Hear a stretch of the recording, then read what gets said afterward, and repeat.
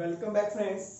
Pair of linear equations को solve करने के there are three algebraic methods: elimination method, substitution method और cross multiplication method. जैसे कि हम लास्ट वीडियो में हम एलिमिनेशन मेथड कर चुके हैं, वो सबसे आसान है। और आज हम करने जा रहे हैं एक्सरसाइज 3.3 जो कि आपकी सब्स्टिट्यूशन मेथड पे बेस्ड है, यानी कि पेयर ऑफ लीनियर इक्वेशन को सॉल्व करना है using substitution method. Solve the equations by substitution method. X plus y is equal to 14, x minus y is equal to 4. इसका फर्स्ट पार्ट, क्वेश्चन फर्स्ट का steps क्या है हमारे, क्या procedure है देखिए। इन दोनों इक्वेशंस में टेक वन इक्वेशन, इन दोनों इक्वेशन में से एक इक्वेशन को पिक करें। जो भी आपको, जिस हमने एक वेरिएबल की वैल्यू निकालनी है इन टर्म्स ऑफ अनदर वेरिएबल्स, जो आपको सही लगे, कन्वीनियंट लगे, वही इक्वेशन आप पिक करें। इनमें से आप कोई सी भी इक्वेशन ले सकते हैं। फ्रॉम, इसको मान लिया फर्स्ट इक्वेशन, इसको सेकंड, फ्रॉम इक्वेशन सेकंड यहां पे एक वेरिएबल की वैल्यू निकाल लें इन टर्म्स ऑफ अनदर वेरिएबल। मैं x की वैल्यू निकाल रहा हूं, तो 4 प्लस वाई, इसको इक्वेशन ए का नाम दे दिया।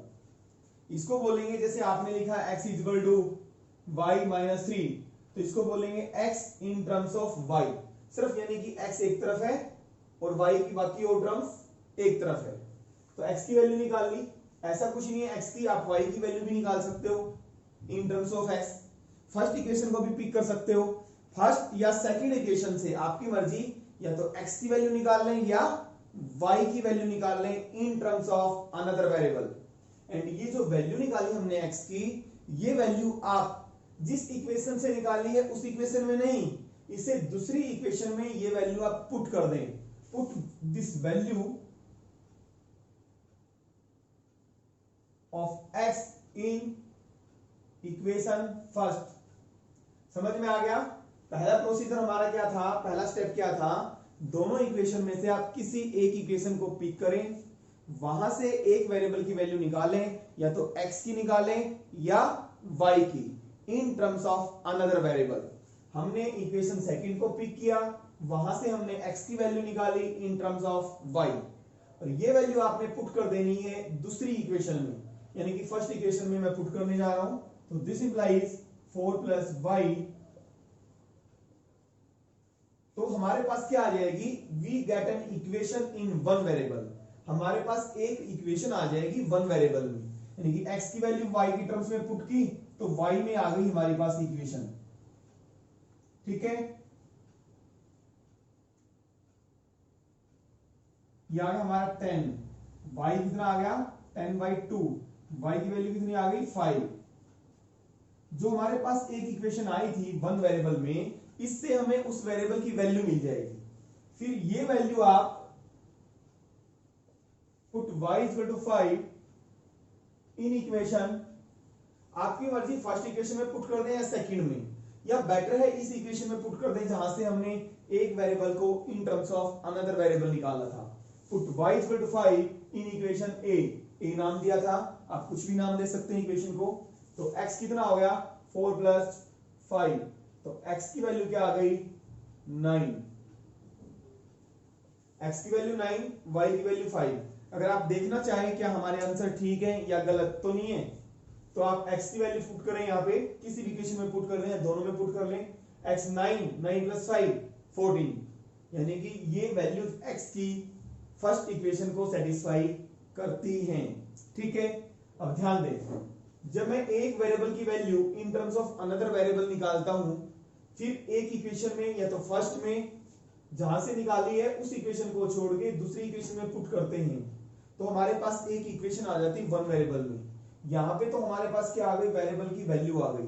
कई बार क्या होता है किसी क्वेश्चन में, बस एक क्वेश्चन है ऐसा, तो कहीं पे क्या हो जाता है, जैसे हमने एलिमिनेशन मेथड में किया था, यहां से किसी वेरिएबल की वैल्यू ना निकले, जस्ट लाइक हमारे पास इस तरह की स्टेटमेंट आ जाए 10 इज इक्वल टू 14, तो फोर्थ स्टेटमेंट है, तो आप कहेंगे the equation has no solution, वहीं पे क्वेश्चन हमारा ड्रॉप हो जाएगा, आगे कुछ नहीं करना।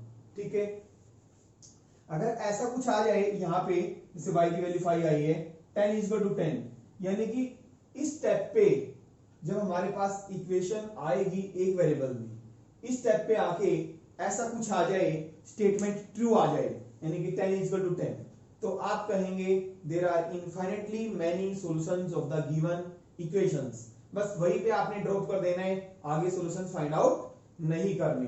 ठीक है, ऐसा ऐसा एक पार्ट है। ठीक है, हम उसको करेंगे। देखिए सेकंड पार्ट स्टार्ट करते हैं। s minus t equal to 3, s by 3 plus t by 2 equal to 6, find the value of s and t। Solve करना है इक्वेशन को। तो फर्स्ट इक्वेशन तो है हमारे पास, स्टैंडर्ड इक्वेशन में निकालनी है, स्टैंडर्ड फॉर्म में। यहाँ पे एलसीएम ले लें 6, या आप दूसरा तरीका क्या है, जितना भी एलसीएम आता है पूरी इक्वेशन को थ्रू आउट उतने नंबर से मल्टीप्लाई कर दें। थोड़ा आसान तरीका रहता है। पहले मैं एलसीएम ले लेता हूँ 6, 3 2 2s, 2 3 पे गया 3t इक्वल टू 6। तो ये क्या आ गया हमारे पास, 2s प्लस 3t, उधर जाएगा 6 इक्वल टू 6 6 जा 36। अब हमारे पास दो इक्वेशन आ गई, इनको सॉल्व करेंगे। इस इक्वेशन से हमें ये इक्वेशन निकाल दी। ठीक है, अब आपने इन दोनों इक्वेशंस में से एक इक्वेशन को पिक करना है। एक इक्वेशन को क्या करना है, पिक करना है। वहां से एक वेरिएबल की value in terms of another variable निकालनी है। देखिए, अगर मैं इस सेकंड इक्वेशन को पिक करूंगा, s की वैल्यू निकालूंगा, तो 2 नीचे आ जाएगा। यानी कि आप उस इक्वेशन को पिक करें जिसमें वेरिएबल के साथ कोई भी नंबर मल्टीप्लाई नहीं है, बेटर रहेगा। इस इक्वेशन को पिक करेंगे, मान लिया आपने s की वैल्यू निकाला, तो 36 डिवाइड में आ जाएगा 2, तो थोड़ा सा टफ हो जाता है, 2 डिवाइड में आ गया। तो यानी कि इस इक्वेशन में वेरिएबल के साथ कांस्टेंट है, इसको मत पिक करो, इसको करो। फ्रॉम इक्वेशन 1 s की वैल्यू निकाल लें, इक्वेशन नाम दे दिया, ये बेटर है। s की वैल्यू हमने निकाली, put this value of s in equation. कहां से निकाली, फर्स्ट से। सेकंड में पुट करेंगे आप, इन सेकंड। तो s की वैल्यू हमने पुट की 3 plus t plus 3t equal to 36। जैसे कि मैंने बताया था, एक वेरिएबल की वैल्यू निकाली इन टर्म्स ऑफ अनदर वेरिएबल, और वो वैल्यू निकाल के दूसरी इक्वेशन में पुट कर देनी है। दूसरी इक्वेशन में पुट करने के बाद आपके पास एक वेरिएबल में इक्वेशन आ जाएगी। ये हमारा, ये आप कह सकते हैं हमारा पिक इक्वेशन। हमने फर्स्ट स्टेप आ गया हमारा। फिर सेकंड स्टेप हमारी इक्वेशन किस में आ जाएगी, वन वेरिएबल में आ जाएगी। आ गई 6 plus 2t।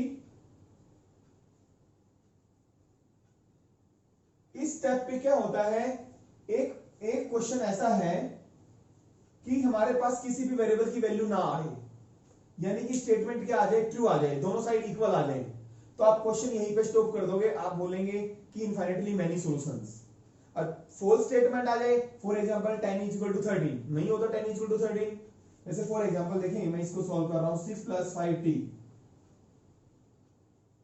5t is equal to 36 minus 6, तो 5t is equal to 36 minus 6 30,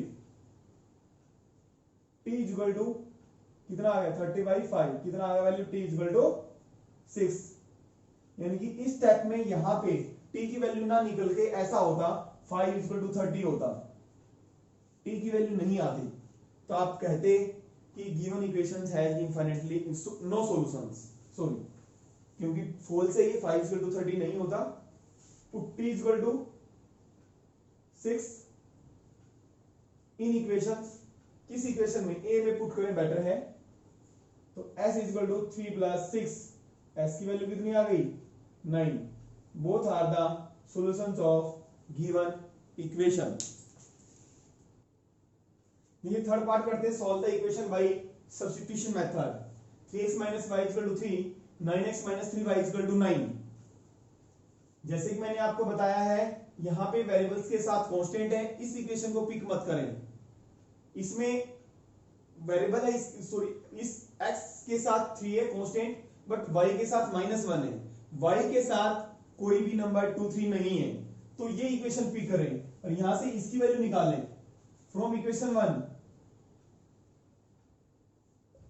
y उधर जाएगा, 3x 3 इधर आ जाएगा, y उधर चला जाएगा, ये y की वैल्यू आ गई, क्योंकि y राइट साइड में जाएगा तो पॉजिटिव बन जाएगा, और 3 इधर आ जाएगा तो माइनस। अब ये वैल्यू पुट करेंगे, put value of y in equation second, तो 9x माइनस 3,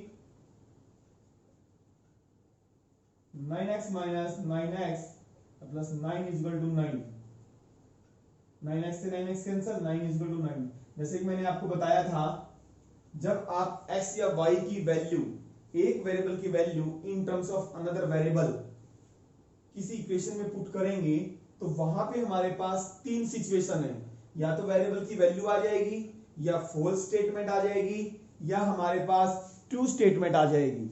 यहां पे क्या स्टेटमेंट आ गई? True statement, which is true, infinitely many solutions, बताया था मैंने, इनफाइनेटली मैनी सॉल्यूशंस। देखने से पता लग जाएगा इक्वेशंस का कि इनफाइनेटली मैनी सॉल्यूशंस कैसे। देखें यहां को, अगर मैं इसको 3 से मल्टीप्लाई कर दूं, 9x minus 3y is equal to 9, यानी कि दोनों इक्वेशंस हमारी क्या हैं? 3 से मल्टीप्लाई कर दिया, दोनों इक्वल है इक्वेशंस। कंपेयर कोफिशिएंट से ही पता लग जाता है, a1 by a2 is equal to b1 by b2 is equal to c1 by c2।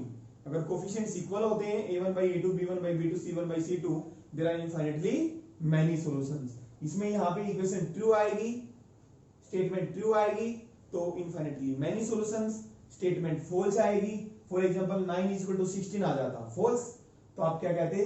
There is no solution. चलिए फोर्थ पार्ट करते हैं। इस क्वेश्चन का मैं सिर्फ हिंट दूंगा, सॉल्व द इक्वेशन पॉइंट में। आप क्या करें, ये इक्वेशन हमारी फर्स्ट है, ये हमारी सेकंड है।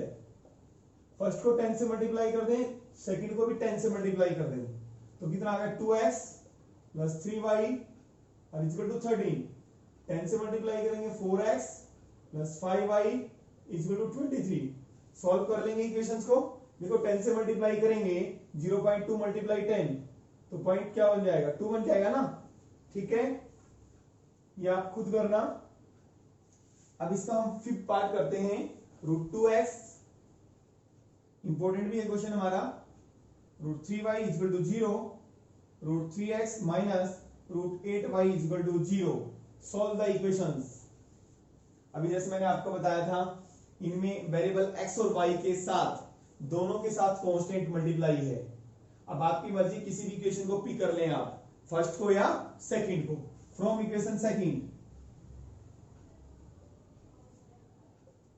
√3x इक्वल टू √8y, हम x की वैल्यू निकाल रहे हैं, या y की निकाल लो, आपकी मर्जी।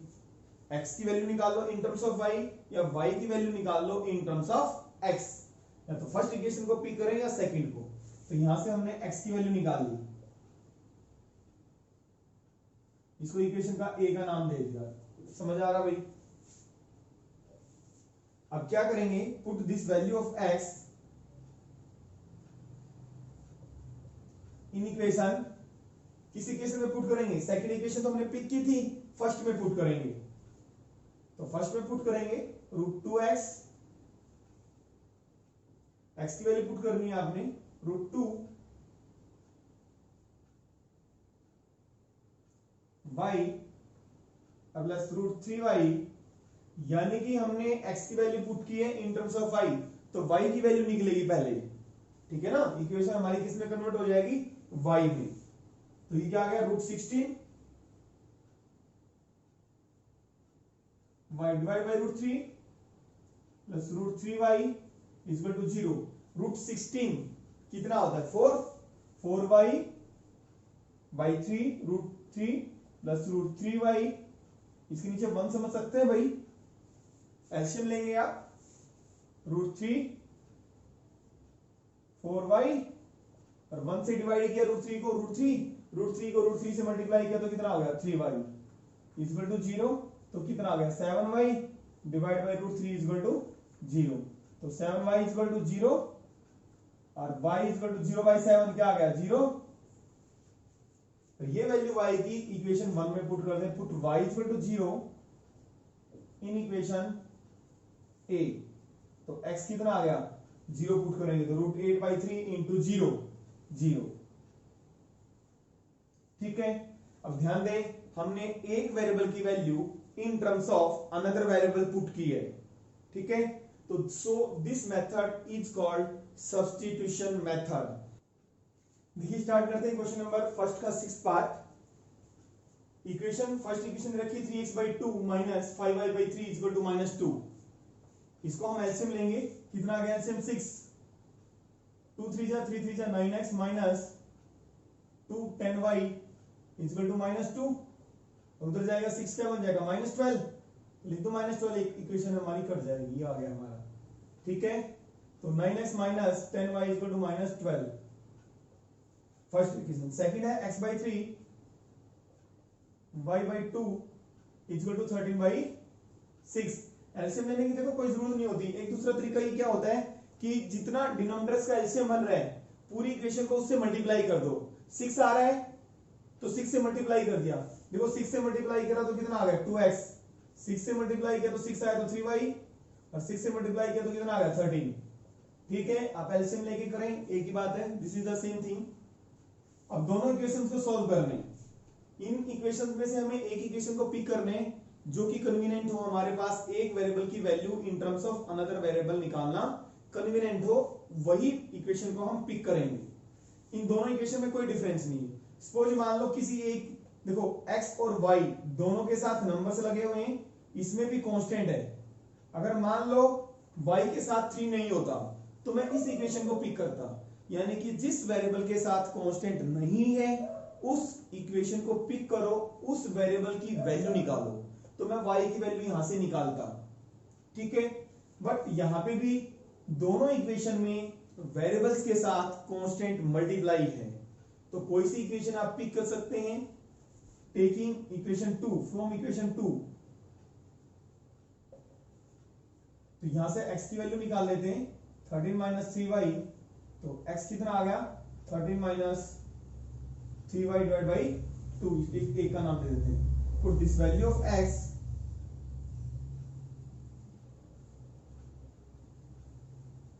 इन इक्वेशन, किसमें सेकंड से लिए तो फर्स्ट में पुट करेंगे।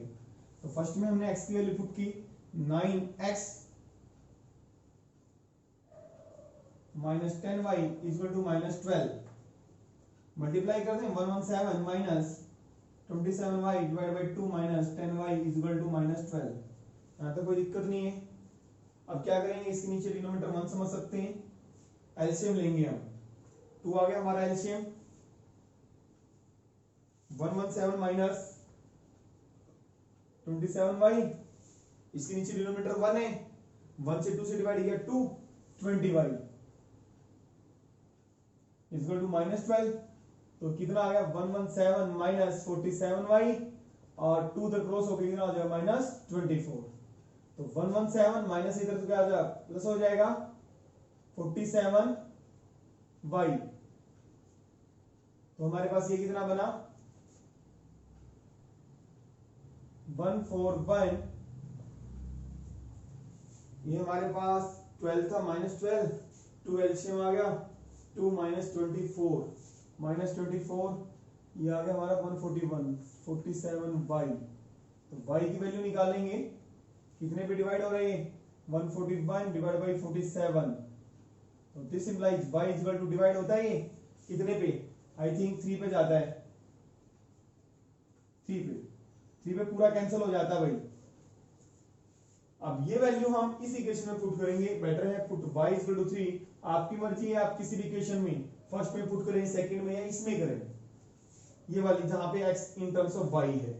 तो put y equal to 3 in equation a,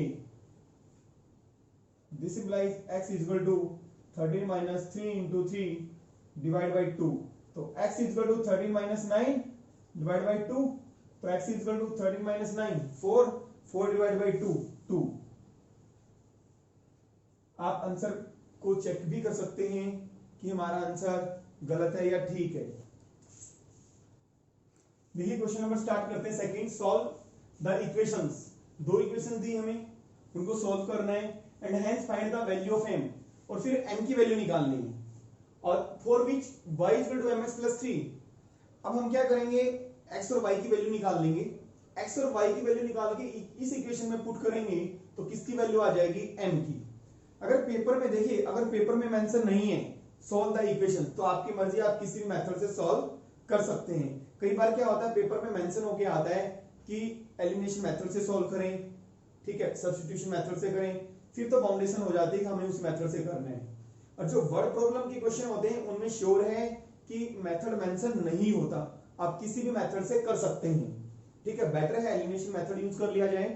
तो यहां पे अगर हम एलिमिनेशन लगाते हैं, मेंशन है नहीं, लेकिन एक्सरसाइज हमारी सब्स्टिट्यूशन की है, इसलिए हम इसको सब्स्टिट्यूशन से कर देते हैं, ठीक है।